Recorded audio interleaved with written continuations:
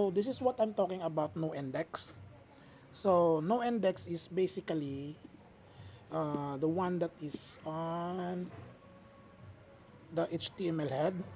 So ito.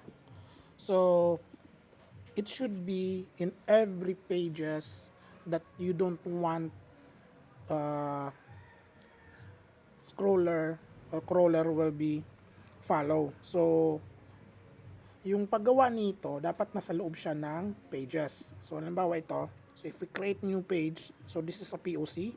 So, magta-test lang tayo. So, hello world. And then, nandito yung index. So, index post or not index. So, pag nilagay mo dyan, yes. So, so ini-index niya. And then, pag sinasabi mong no, hindi niya ini-index. So, ayan. So, create.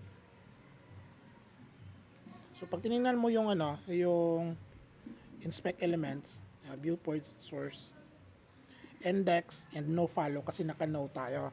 But if you change that, so if i-edit natin to no and then yes, and then refresh lang natin, magbabago to.